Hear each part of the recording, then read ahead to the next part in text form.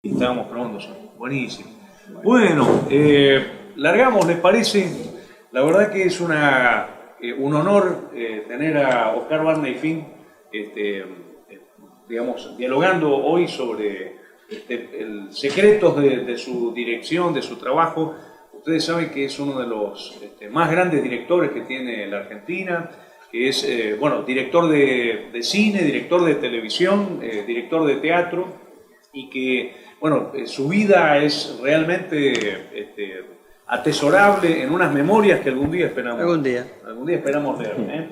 Ensayo en Facebook mientras tanto. Exactamente. Como hago bocetitos. Sí, viene la ubicación buenísima. Mientras no se vaya la buena memoria. Ajá. Porque se puede ir también. Yo quiero mencionar, no sé, entre otras películas, La balada del regreso, de la misteriosa Buenos Aires, Cuatro caras para Victoria, Momentos robados, bueno, otras películas.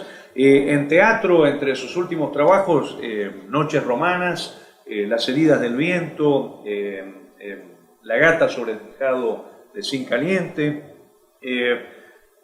Vita y Virginia, perdón, y por supuesto la puesta en escena de Mucho ruido y pocas nueces en el Teatro San Martín. 2010. En el 2010, con, entre otros, recuerdo a Virginia Innocenti, recuerdo a Sergio Zurraco, y un elenco muy grande, eran realmente muchos actores. Hay una cantidad de imágenes colgadas en internet que realmente son muy hermosas, pero a mí me gustaría empezar por ahí. No, lo que pasa es que yo no tuve tiempo de pedirlo, pero ellos lo tienen grabado ahí enfrente. Exacto. Es decir, lo que pasa es que todo ese material que ellos graban, nunca sé para qué es después. Claro, lo tienen como archivo. Yo creo que tienen cosas interesantes, no solo Mucho ruido y pocas nueces, hay otras obras que valen la pena. Exactamente. Yo no encontré una grabación que tenía una sola cámara, que no es divertido, pero es un registro de la obra. Y en este caso, un plano general daba más idea de lo que era la propuesta de esta obra, porque tenía mucho que ver lo visual, tenía que ver mucho la dinámica, el encadenamiento de las cosas.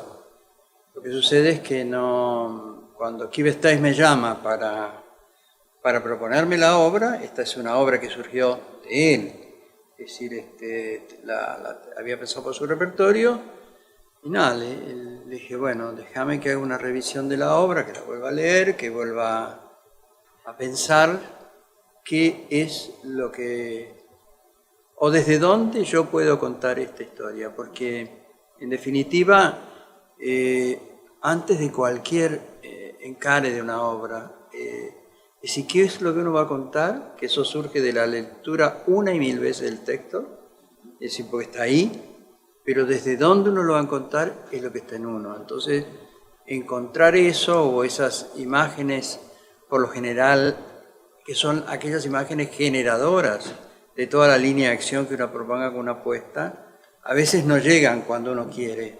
Uno merodea todas esas cosas que uno sabe, todo lo que intuye por otro lado, pero no llega a captarlo cuando quiere, sino que hay un momento que yo creo que es de maduración de la idea, puesto que después el proceso es tan largo que la maduración verdadera llega cuando la obra está puesta y en algunos casos después que la obra está puesta. Exacto. Lo malo es que hay críticos en el medio y que bueno, ¿qué vamos a hacer?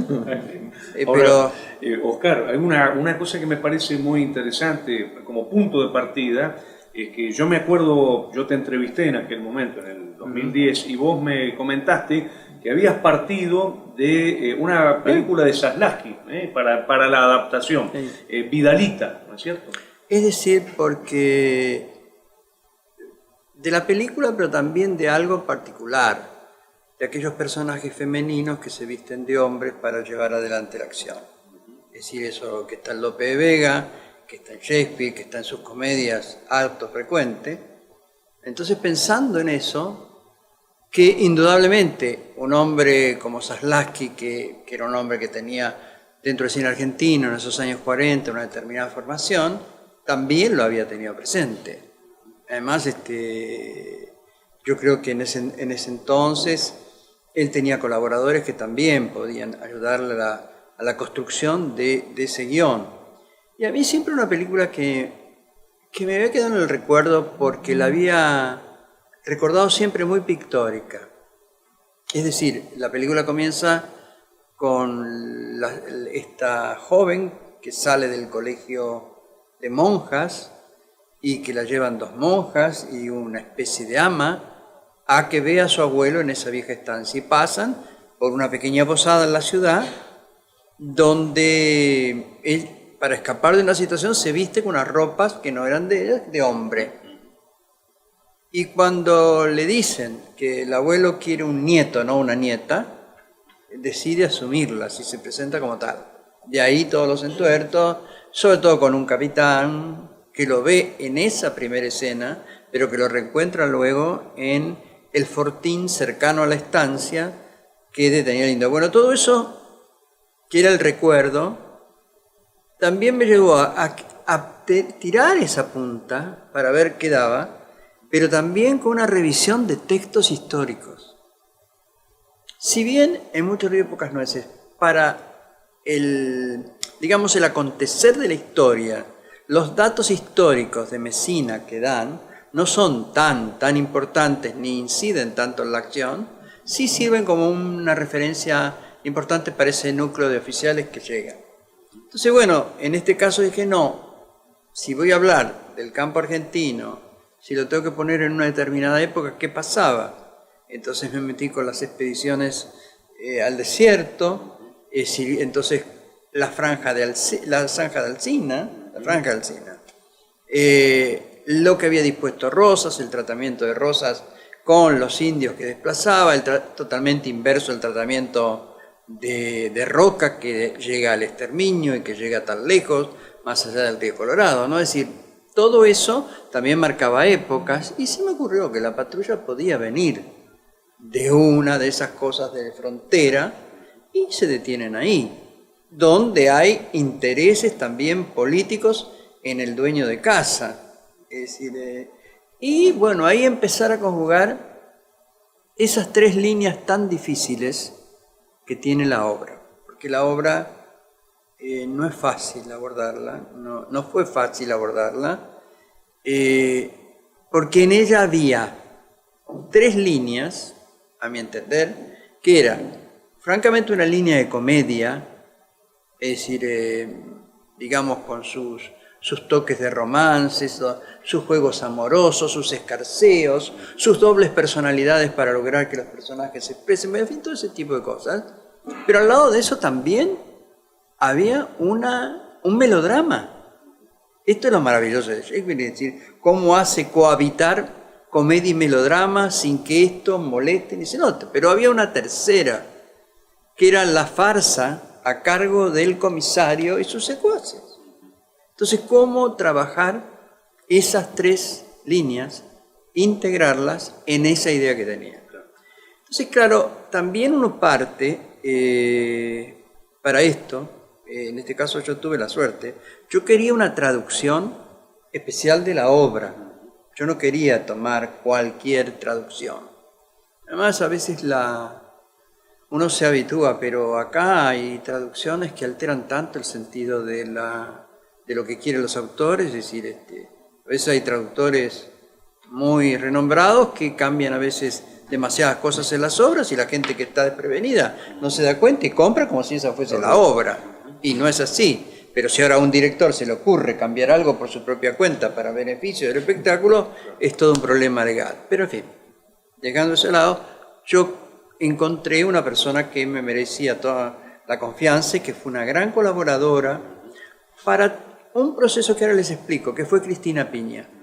Cristina Piña es una excelente, para empezar, es una persona, es una poeta, es una escritora, es una investigadora y es una traductora. Entonces, cuando traduce, está entendiendo profundamente el sentido de aquello que se trata y hacia dónde vamos. Acaba de ganar el Conex de Platino, mejor traductora de la década. Qué bueno. Sí.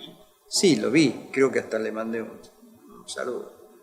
Entonces, Cristina, más allá de la traducción, yo armé las escenas porque cambié diálogos. decir, yo no me aparté para nada de la línea argumental. Yo traté de encontrar con ella un lenguaje creíble, por un lado, para esa propuesta, y por otro lado, para el ambiente al cual íbamos a tener como referente para que contenga todos esos personajes.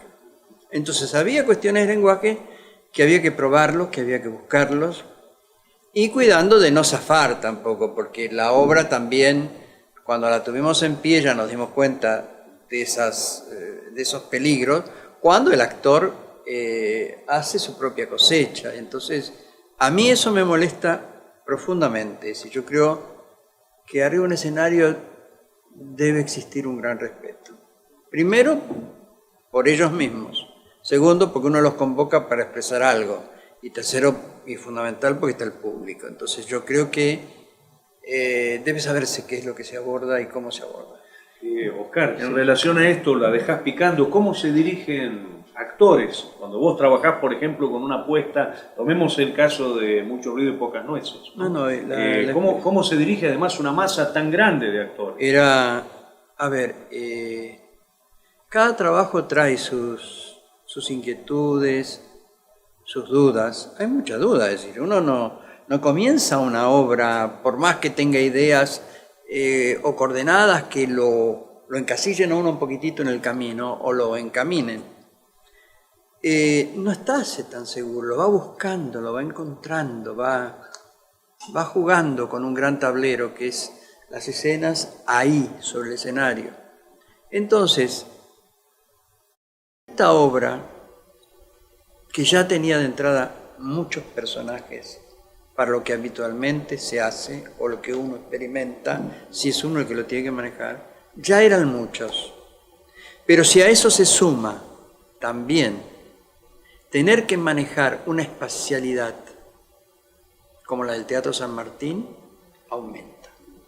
Porque claro, la Martín Coronado, con esa profundidad, con esa anchura, con esa boca, con ese aparataje técnico, que por ahí yo lo encontré ya no de primera, sino a mitad de camino, digamos, por no decir de última.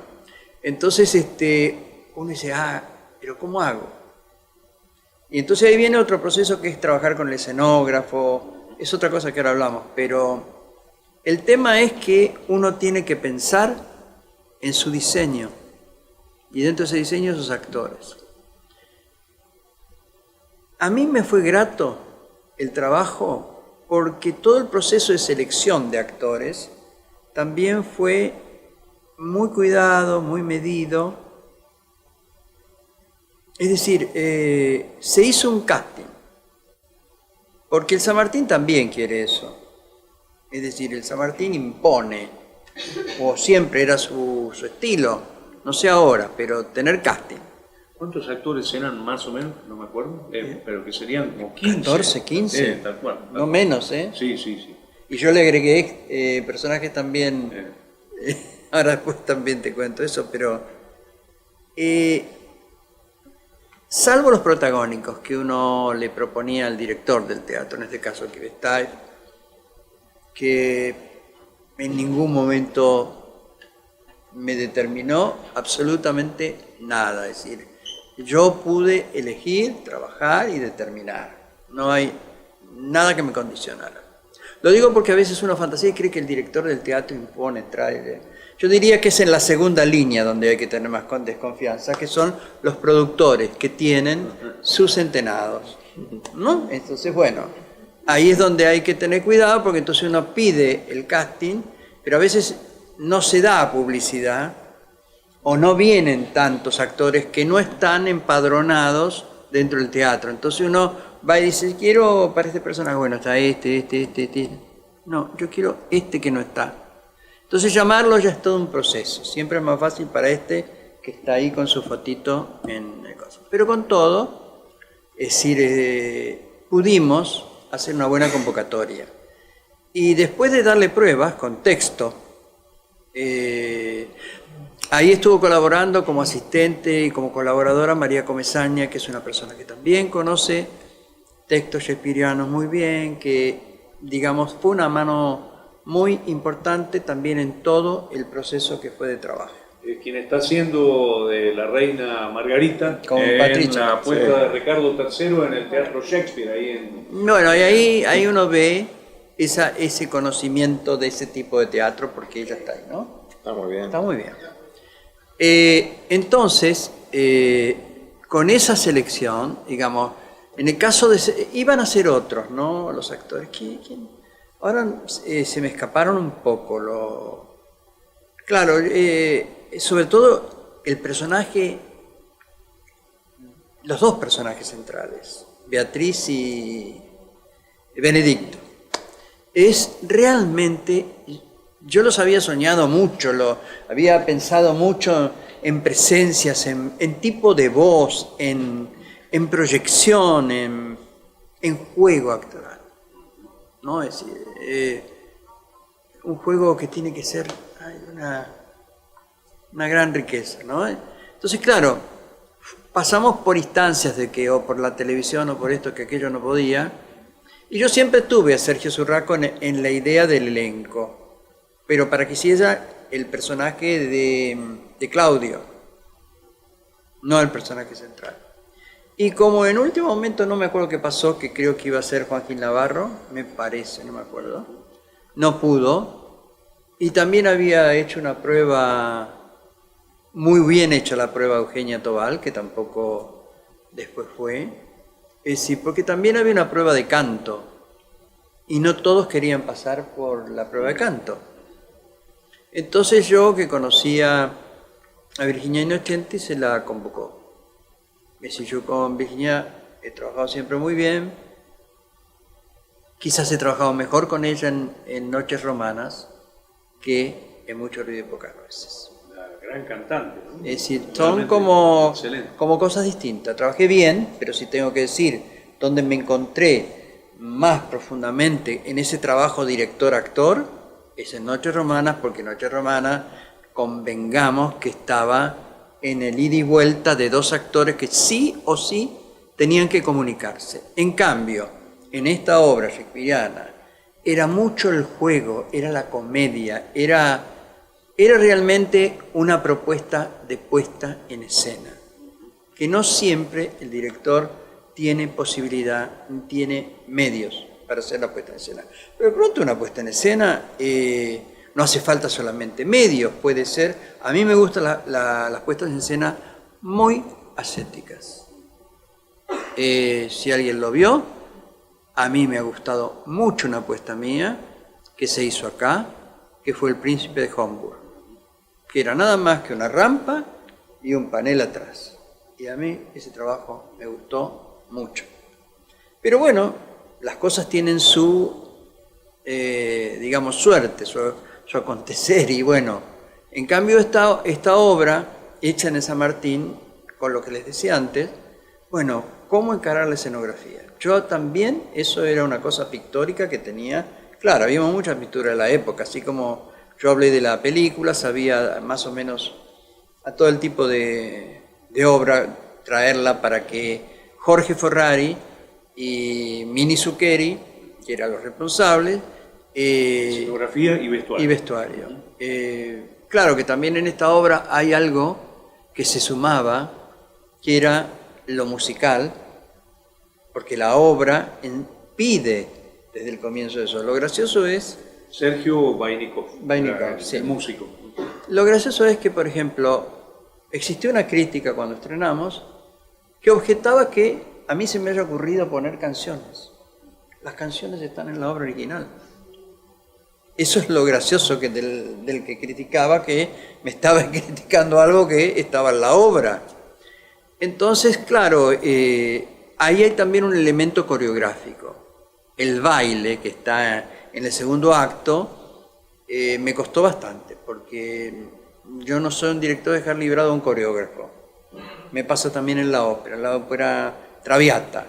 Es decir, todo aquello clásico que hay en la casa de Flora y demás, y en esa fiesta, las gitanas que con la suerte, los toreadores, más todo eso me gusta que esté integrado, no que sea entre comillas el número musical de la ópera, en la ópera digo. Y acá también, tenía que ser algo que fluyera, como baile, que se enlazaran, y que hubiera varias lecturas, porque lo que la obra propone es un dinamismo en escena, que era lo que yo busqué mucho, que había diversión, pero que había lecturas que tenían que hacer, asociaciones de cosas.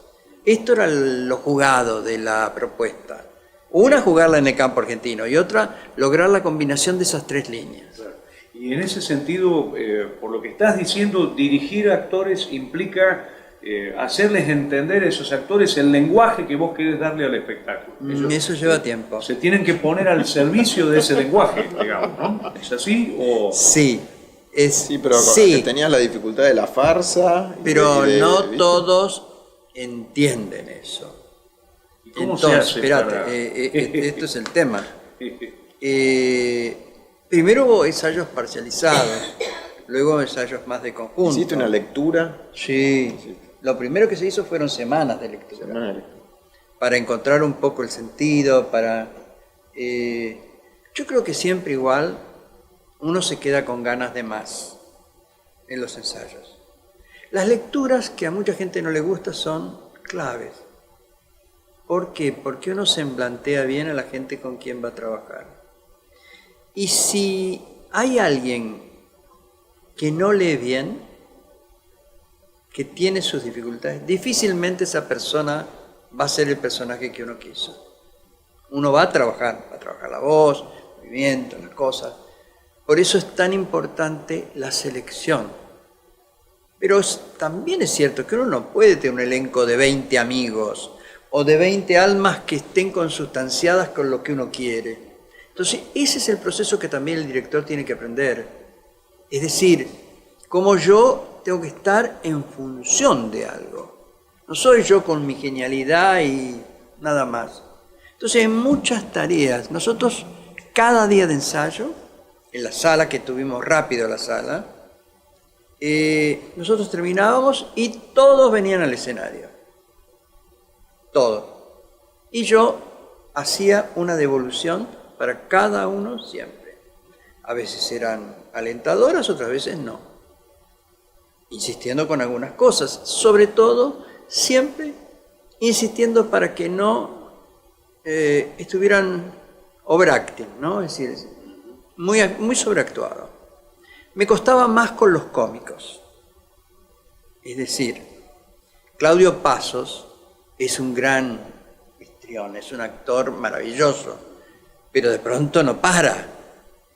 Y al lado estaba Iturralde, Kiki Iturralde, y estaba el otro chico que ahora no me puedo acordar el nombre. Bueno, entre los actores... Y estaba Daniel Miglioranza, que competía con todos ellos, porque entonces era, si uno aporta una cosa, el otro aporta otra, y otra, y otra. Entonces, no, seamos mesurados. Y fueron un número dentro de la obra. Como también ustedes recordarán que en la película, Keaton era totalmente distinto a lo que hacía el resto de gente en la obra, ¿no? Es decir, lo que pasa es que, bueno, es un material muy rico, porque la historia de Beatriz y Benedicto da para tanto. No sé si ustedes conocen la ópera que hizo Berlioz sobre la obra, que también es muy interesante. La cuenta por ahí de otra manera, está más centrado en la historia de ellos dos, pero es muy atractivo y valdría la pena alguna vez hacer esa obra. Pero entonces, con estas digamos, inquietudes uno avanza, pero creo que lo que dije antes, delimitar el espacio, insertar en el espacio, me costó. Porque terminamos de una escenografía muy atractiva de Jorge, pero que entraba, que subía, que bajaba, que aparecían dos muros por acá, que subía la casa entera, que bajaba otra. Cuando yo lo que realmente quizás hubiera deseado es más algo al estilo del primer momento de la obra. El primer momento de la obra era el campo.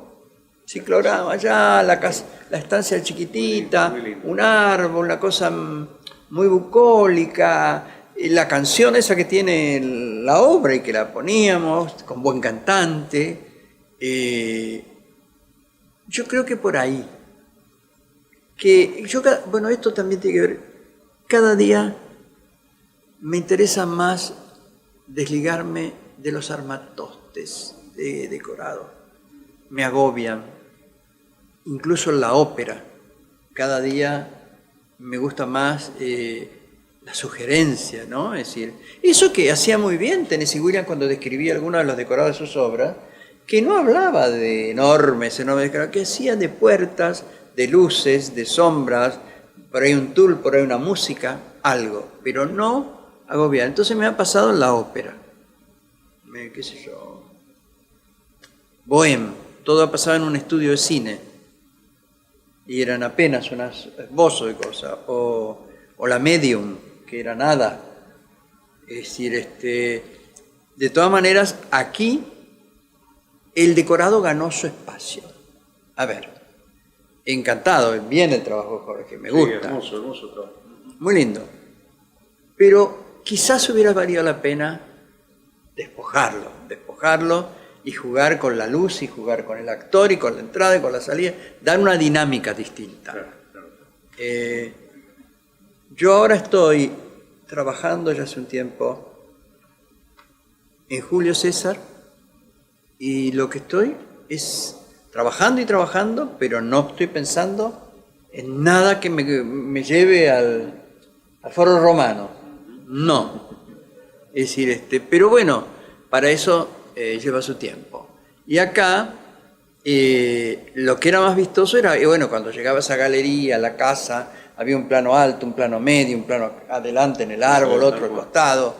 Es decir, yo creo que he sido siempre, en todas las cosas que he hecho, una persona muy visual. Y yo no sirvo para hablar de lo que es la estética que uno utiliza. Yo creo que son los trabajos que deben hablar, en definitiva, cómo es la estética por la cual uno está. Y entonces, bueno, qué sé yo, no. Sí me agradó hacerlo, sí me dejó contento. Creo que lo que más me entusiasmó es que el primer día que hicimos la primera función, primera, que era para toda gente no prevista, que era el personal del teatro, amigos, ¿sí? Fue sensacional.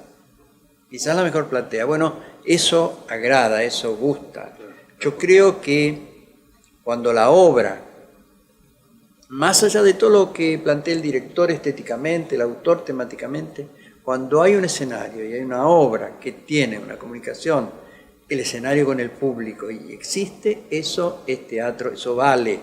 Después podrán estar los gustos, si nos gusta eso o no, si estuvo mejor o peor, pero tener convocatoria y darse el gusto de contar algo importante, como puede ser este tipo de repertorios, que no se hace habitualmente. Entonces yo creo que valía la pena y a mí me significó un paso importante, una apertura a toda una serie de complejidades que yo tenía mis temores, pero que al concretarlas me sentí muy bien. Quizás a veces me critico todavía un poco el tipo de música por ahí, o si era mucho o era poco.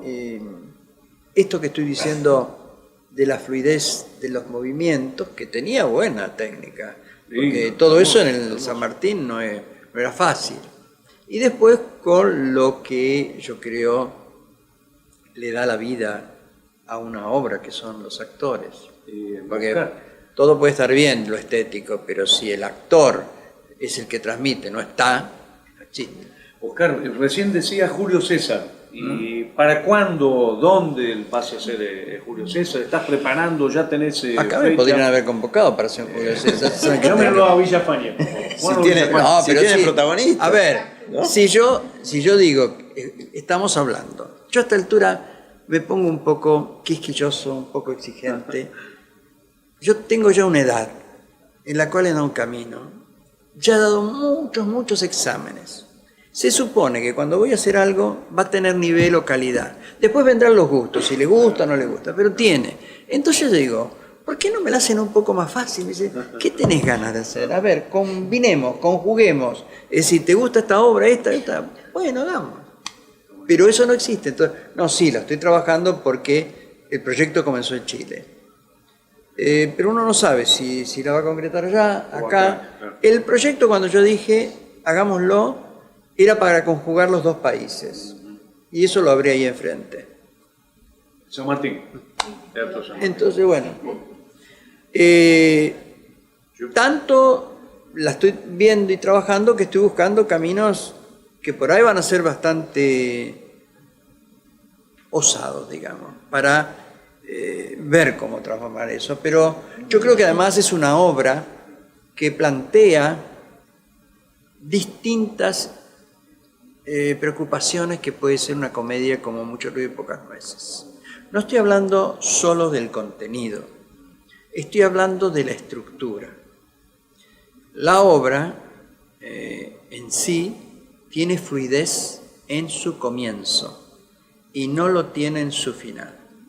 Después del discurso de Marco Antonio, la obra se hace muy, muy particular y hay que lograr hacer eso. Es decir, obvio, no estoy diciendo nada nuevo, es decir, hay versiones muy variadas, pero la película que ustedes conocen de Brando y James Mason con Julio César, dirigido por Mankiewicz, bueno, también adolece de esto que acabo de decir. Claro. Tiene al principio fluidez y luego se detiene. Y después yo tengo en cuenta algo que me gusta, tenerlo en cuenta. Que Harold Bloom dijo que la obra debió llamarse Brutus. Brutus. Y a mí el personaje que más me gusta en esa obra es Brutus. Porque menudo conflicto tiene Brutus. Además, si uno tiene en cuenta que Brutus es un hijo de Julio César, porque su madre era amante de Julio César. Eso no está en la obra, pero eso es interesante. Quien haya visto la miniserie Roma de la BBC, ahí la búsqueda histórica y el material es maravilloso. Entonces yo creo que hay mucho como para buscar, y no sé si la haría una obra tan coral. Acaban de hacer en Madrid un buen director que se llama Mario Gas, una versión en Teatro de Bellas Artes de Julio César. La versión la hizo para 8 personajes, nada más. No existen las mujeres en esa versión. No existe la mujer de Julio César ni la de Brutus. Pero yo vi una versión hace ya más tiempo, que es la que me gustó, que es la de Luis Pascual, con Miguel Ángel Solá, Emilio Gutiérrez Cava, Mercedes San Pietro, Walter Vidarte, en los 80, en Madrid. Y eso me gustó mucho. Me gustó mucho. Vázquez Montalbán había hecho la versión, pero bueno, yo creo que cada uno tiene que buscar su versión, ¿no? Sí. Como empezamos más tarde y van a tener que usar el aula, a mí me encantaría, si les parece, abrir, hacer alguna pregunta, alguna observación, algo que quieran decir. Y si no, yo no sé, Patricio o yo haríamos la última, no sé qué. Y sí, porque está mirando ahí por la ventanita. Estoy sintiendo el ruido que viene de afuera. ¿Alguna observación, pregunta, algo que quieran señalar? Porque... No sé si te entendí bien, agregaste personajes en... Dijiste en un momento. ¿En dónde? Mucho ruido y pocas nueces. No, los personajes centrales son los personajes de Shakespeare. Yo lo que agregué son paisanitos, alguien que se va mate, dos señoras muy graciosas que también me recordaban todo el mundo de Vidalita. Porque siempre en esas viejas películas argentinas estaban esas tías, esas abuelas, eran actrices como Felisa Mari, María Santos, Amalia Sánchez Ariño, o todo eso que fue parte de la fantasía de chico, porque vivía fanatizado por el cine argentino y ese cine, y además estaba muy cerca de Zaslavsky. Realmente eso lo quise incorporar, lo he puesto también en el Elixir de Amor, por ejemplo, que la trasladé al campo, que tiene algún parentesco con Mucho ruido y pocas nueces, porque las dos están en campo, y fíjense que ahí también había soldados que llegaban, y también eso está inundado de esos personajes que para mí son coloridos, me gustan y dan un determinado clima, pero no agregué, no. Es decir, no, yo creo que las obras, si uno las toma, por algo las toma, y tiene sus personajes y tiene su razón de ser. Uno puede agregar algunas cosas, pero mientras lo esencial esté presente, mientras el objetivo del autor sea el objetivo que uno propone, aunque la mirada sea distinta. Si ustedes ven una apuesta de Declan Donnellan, el inglés, son maravillosas, pero tampoco podemos decir que eso sea exactamente lo mismo. A ver, la última obra que se dio en Londres importante, yo vi una con Jude Law hace poco, pero vi un Rey Lear en el National Theatre, dirigida por Sam Mendes, maravillosa, donde uno me dice, yo he visto la de Schumacher, he visto la de la Belli, pero esto que vi, maravilloso, maravilloso. Hay directores que a uno le clarifican determinados autores. Yo cuando vi en la Showbinner una apuesta de Peter Stein sobre las tres hermanas, no tuve más necesidad de Chekhov, de que me lo explicaran, o Peter Brooks haciendo El jardín de los cerezos. Esas son puestas clarificadoras de un camino, es decir, de un autor. Y aclaremos que Sam Mendes es el gran director de cine, además es el de Belleza Americana. Yo acabo de ver de Sam Ricardo Mendes, III, he visto el Rey Lear y he visto la versión que él hizo de Cabaret, ahora en Nueva York, que está ahora.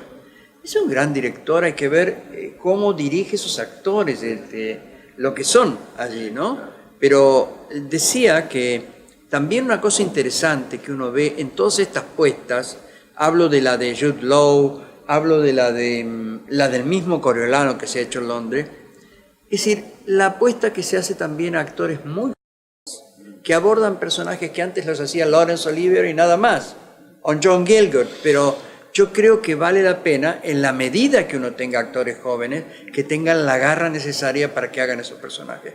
Los personajes de Shakespeare difícilmente los pueden hacer gente que no tiene una forma de decir, una forma de actuar, una forma de plantarse en un escenario.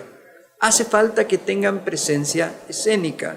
Y hoy hay mucho teatro, hay mucho actor nuevo, pero hay poca gente con un halo especial que uno desde la platea diga, porque si no nos vamos a quedar siempre con el recuerdo de Halcón o siempre con que Norma Leandro llega y es maravillosa. Sí, es maravillosa, pero hay también que buscar porque hay. Bien. Bueno, ¿alguna más? ¿O paramos acá? Por una cuestión de que yo siento, vos que hablabas ¿cómo se llaman? Los indios franqueles, el desierto. Se nos viene el malón. Se viene el malón, así como... Sí. La verdad, Oscar, es un placer escucharte. Pero lástima que vine tarde, discúlpenme. Pero hay mucho por hablar que va a quedar picando para otra oportunidad, porque hay muchísimo para Cuando hablar. hagamos Julio César acá. La verdad que Julio César, me lo llaman a Villafañe, por favor. Yo lo que te diría, ahora mismo subimos y lo agarramos a Villafañe, si es que está, no sé si está, pero si querés ya mismo vamos para el sexto, porque la verdad que está. Ahora, qué gran obra. Bueno, no importa, vamos. Un aplauso. Yo creo que un aplauso. Muchas gracias.